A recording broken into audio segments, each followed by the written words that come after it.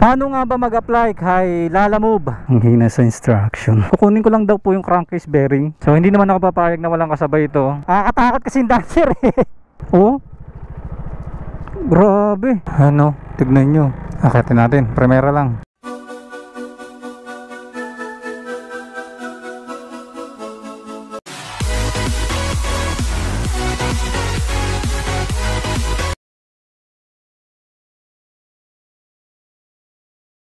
Good day mga Kabiwan Moto and welcome to my vlogs. So for today's video mga Kabiwan Moto, delivery vlogs muna tayo. And ang topic natin ngayong araw is pag-uusapan natin kung paano nga ba mag-apply kay Lalamove. Bali itong sasabihin ko is applicable both parties, riders and drivers. Magkakaroon lang ng pagkakaiba regarding sa requirements ng sasakyan. So doon lang po tayo magkakaroon ng pagkakaiba. Pero lahat ng process is pare-parehas lang naman. Same procedure lang po. And meron po tayong dalawang proseso ng pag-apply kay Lalamove para maging partner niya tayo sa kanyang platform. Gagawin natin is magda-download po muna tayo ng Lalamove app, yung driver apps ni Lalamove, and then magre-registered po kayo ron. May mga pipila pa po kayo ron, and then mag-training kayo ron. Doon nyo na rin po isasubmit yung lahat ng requirements po ninyo. So nandoon naman po yung mga requirements ninyo. Syempre yung mga common requirements lang naman po yung hinihingi ni Lalamove. Syempre dahil sasakyan, kailangan nyo ng mga ORCR na sasakyan ninyo. Kailangan nyo siyang picturean, harap, likod at gilid.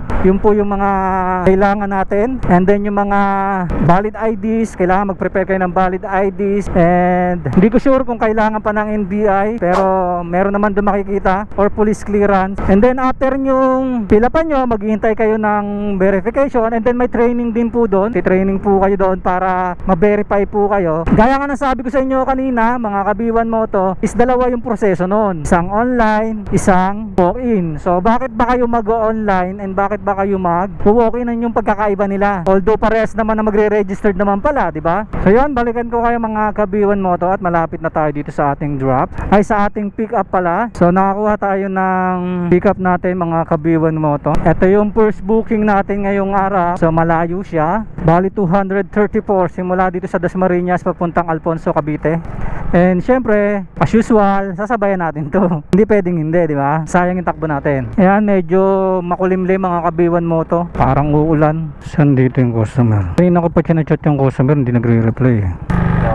Hello sir, nandito na po ako sa PIN, sa Lalamove po. Diyan na lang sa may tindahan, yung brown na gate. Yung brown na gate po? Oo, na tindahan, oo. Okay po, salamat po. Sabihin na lang ako dyan, wala kasi ako dyan eh. Sige po, sige po. Tapos sabihin na lang mamaya yung Gcash kasi pagdating doon sa kanila yung Gcash yung payment. Sige, sige. Saan na rin magbabayad ng shipping pero salamat. Okay po. Brown na tindahan? Crankcase bearing lang yun sa braso. Opo. Pinuhanapin ko po. Sige, sige. Hello po. Dito to ba yung kukunin ko lang daw po yung crankcase bearing? Bantalan? Patingin. Magkano? Hindi, through Gcash daw ang payment nila eh.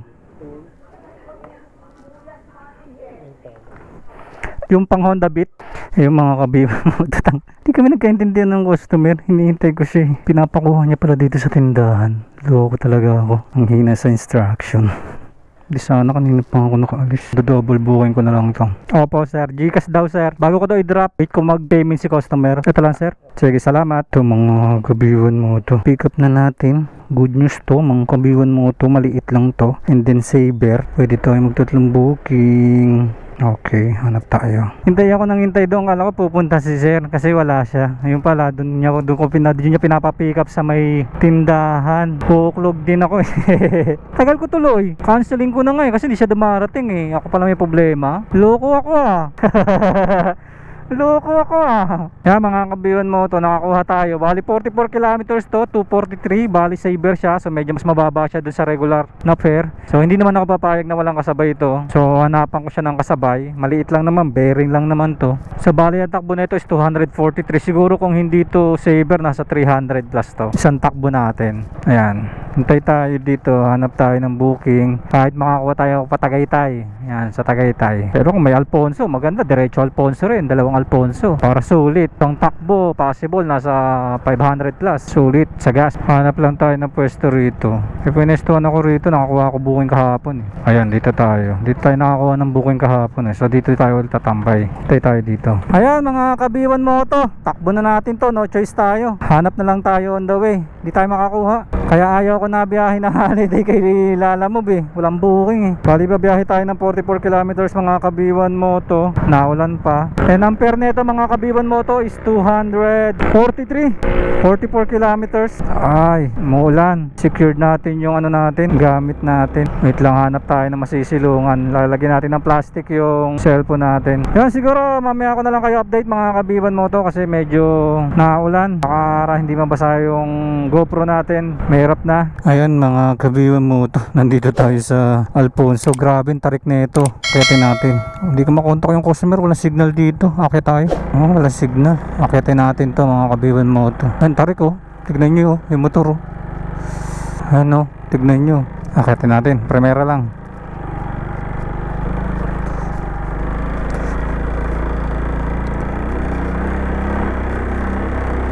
Tarik.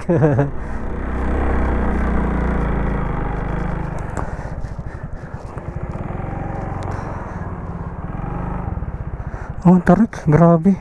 Wala signal. Grabe itong deliver ko na to. Tarik. Grabe titindi nito mga to. Oh, yep. Hello sir, sa Lalamove po. Sir, galing ako dyan sa baba sir eh. Hindi ko kayo makontak kasi walang signal dyan sa baba. Umakyat uli ako. Ay, ba pwedeng pababa na lang dito ngayon. Hindi na ako makataas. Saan kayo banda sir? Saan ba kayang baba? Di ba, pababa. Tapos may pakanan. Opo. Pagkakanan nyo doon, dire-diretso lang hanggang baba. Nandito na ako sa labas. O sige sir, kasi galing na ako dyan sir. Wala kasing signal. Abangan nyo na lang ako sir. Hindi, naiwan ko kasi yung cellphone sa baba eh. Pagka baba ako sir, kakanan agad ako. Tapos dire-diretso na yan. Nandito na ako sa may baba. Oo sir, sige sir. Nakakatakot kasi yung dancer eh. Oo nga eh. Hindi ako sanay eh.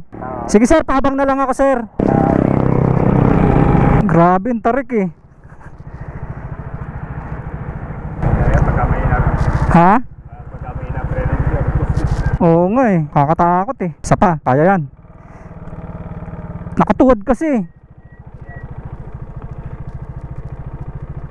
Oo. Grabe. Grabe to. Dito yata. Pagkakanan.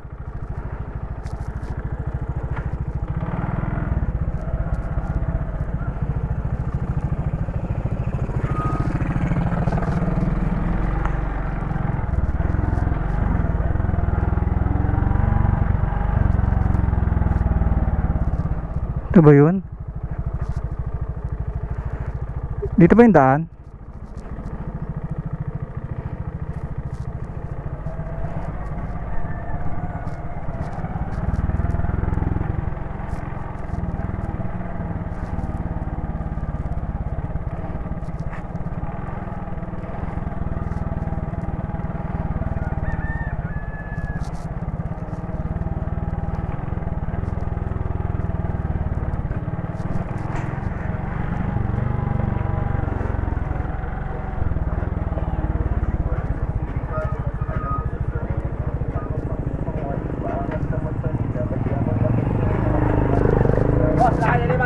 Ha? Okay, salamat.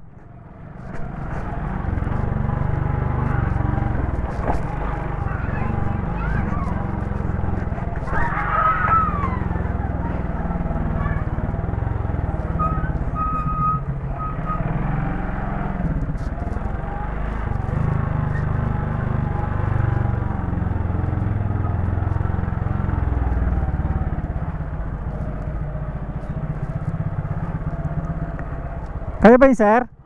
Grabe sir, ang hirap ng daan ha. Kakatakot. Hindi ako makataas, hindi ko magamit ito. Kala ko, ano ko, bulusok. Saan ako bubelsa dito? Ito, dito ka na lang pumilit. Sige, salamat. Grabe sir, katakot yung daan. Ito sir, wala kasi signal dito kanina sir. Pero dito ka na rin galing. Nandun ako sa kabila. Ay, di sana doon na lang. Oo, nandun na ako. Nasagot at nagpapatulog ng bata. Bali yan, 240 ano ba yan? Ayan ang buksan, wala kang signal. Basta sa kanya, 350 sa kanya. Ano lang, may panaklay ka ba dyan? 200. Okay dyan. 200. Grabe sir, makatakot dyan. First time ko naman sa kanya dyan. Thank you sir ha. Ingat kayo, ingat. Salamat sir. Ano yun, lalamove lang talaga kayo? Dati grab ako. Wala na kayo, lalamove lang talaga. Lalamove lang ngayon. Ilang biyahe kayo sa isang araw? Apat, pag 7, 1,000 na yun. Pagpito? 1,000 na yan? Nakapitong takpo ka. Estimation? Hindi. Kunyari, eto sir. Etong binigay nyo sa akin na to. Tapos yung may top up ko, babawasan lang ng 20%. Yun na yun. Ibig sabihin may makakaka pa sa top up? Hindi na, babawasan nila yon. Kunyari ito, di ba? Ang shipping fee nito is 200 plus. So babawasan niya ito ng mga 40. Yung top up kong 100. Tapos 100 lang top up ko araw-araw. Sa 100 na top up mo, 500 na kikitain mo ron. Ganun siya. Ang biyahe ko naman minsan dalawa agad eh. Ano yun, nakadepende sa inyo yung pagkuha ng biyahe? Pupipiliin namin. Depende rin sa inyo yung takbo. Halimbawa, gusto yung takbo lang dalawa, gano'n. Oo, nasa ka na yun. Ayun sir, gamitin mo yun, pwede yun. The best yun. Malakas naman dito eh. Malakas dito. Magbukas Dasma pa ako eh. Sa Dasma maraming booking. Like, araw-araw ako nandito. Kasi gusto ko yung takbuhan dito eh. Isang takbo ko rito, pag nakadalawang booking ako, 500. Pag bumalik ako doon, dalawa uli, 1,000 na yun. 4 na takbo lang yun. Balang ginagawa nyo, bubuking kayo papunta dito, tapos maghintay ulit kayo ng papunta. Oo. Dalawa yun. Dalawa papunta, dalawang pabalik, magkasabay. Kasi pag isa lang talo ka, ganun diskarte ron. 200 na top up ko, pagbalik ko doon, 100 uli. So sa 1,000 kinita ko, 200, 800 na malinis ko. Nakaraan nga kabuyaw ako eh. Sabay diretso rito eh. Oo, naka 1.5 yata ako nakaraan. Galing ako ng Grab sir. Ang problema sa Grab sir, sobrang tumal. Dami kasing rider. Galing ako, naka-Grab din ako eh. Tsaka food panda rin ako. Tulit. Isang takbo mo, 500. 4 na takbo ka lang, 1,000 na. Kaya nga. Diba? Sir, dito na ako sir. Salamat sir ha. Okay po, salamat po. Sir, pa-rate na lang po ako ha. Salamat. Grabe yung daan dito. Yo.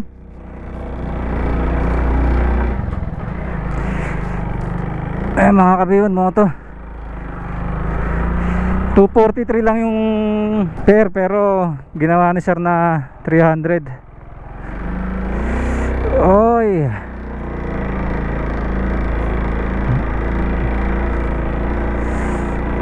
Panalo.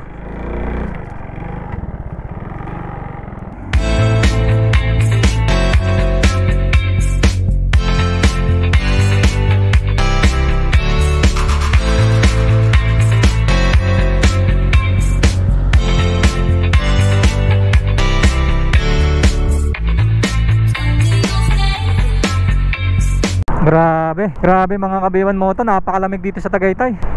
Bali yun nga mga kabiwan moto. So dalawa yung way ng pag-apply kay Lalamove. Isang walk-in tsaka isa online. So pares naman kayo magre-register doon. Same lang din naman ang requirements. Depende lang sa sasakyan na gagamitin ninyo kung papasok kayo kay Lalamove. Ang disadvantage kasi mga kabiwan moto ng offline, once na nakapag-registered kayo, na-complete nyo na yung training, yung verification on is maabot minsan na ng 2 to 3 days, minsan 1 week.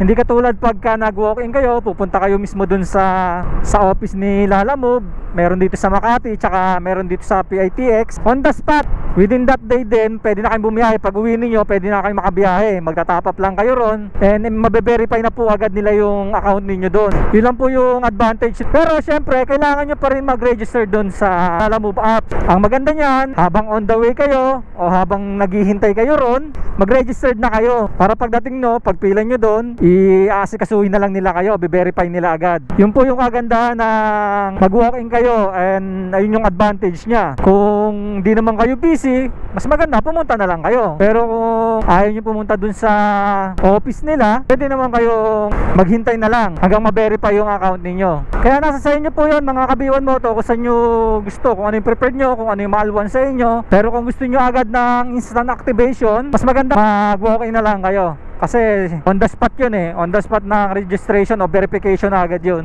Tapos yung mga requirements nyo, mga kabiwan mo to, pipicturean nyo lang naman siya, and then i-upload nyo na lang yun dun sa pag nag-registered kayo kay Lalamove. Pero syempre pagka pupunta kayo, pag mag-walking kayo, try nyo na rin dalhin yung original na requirements ninyo, para if in case na hanapin sa inyo, may mapipresent kayo. And then magta-top up kayo. Sa ngayon, alam ko, nasa 500, pwede na Mag-top up lang kayo ng 500, magdala lang kayo ng extra 500 para sa top up ninyo, pwede na. Dati kasi, ang top up namin, nung nag-apply ako, 2019, nasa 2,000 kasi yung top up namin. Pero ngayon, ang pagkakaalam ko, nasa 500 na lang daw. Lalaan kayo ng cash ban ninyo, 500, and then additional top up pala. So, kailangan para ma-activate yung account ninyo, kailangan nyo ng cash ban. And then, para makabiyahe kayo, kailangan nyo ng top up. So, nasa sa inyo na yun, kung magkano yung top up na lalagay ninyo. Pwede naman 100, yun naman yung minimum para lang matry ninyo. Tapos dun sa mga rider naman, kaya nyong mag-provide ng 1.5 para bumili na kayo ng bag ninyo, para isang lakad na lang. Mag-additional kayo ng 1.5 para magkaroon kayo ng bag, and may advantage kasi yung pagkakaroon ng bag kay Lalamove bilang rider. So next time, yun ang i-discuss natin. Kung gusto niyo, comment lang kayo kung gusto niyo discuss natin yung pagkakaiba ng Lalamove rider na may bag tsaka yung Lalamove rider na walang bag. Ano ba yung benefits nun? And ano ba yung advantage and disadvantages nun? Bali yun, mga kabiwan mo to, yung ganun ang proseso nung pag-a-apply kay Lalamove. Either 4 wheels man yan, 2 wheels, same lang ng process. Kung may mga nakalimutan ako, pwede naman kayo mag-comment, yung mga hindi ko nasabi, para alam din ng viewers natin yung mga iba pang proseso na hindi ko nabanggit. Sana nagustuhan niyo at kahit papano sana may natutunan kayo. And kung gusto niyo yung mga ganitong klaseng vlog regarding sa delivery o travel, please consider to like, share, comment, and subscribe. Pakihit na rin po yung notification bell para updated kayo every time mag-upload tayo ng video. Traffic din pala dito. I guess hanggang dito na lang, mga Kabiwan Moto. Always remember, pray before you ride. Ride safe. God bless. Biwan Moto out. Bye bye.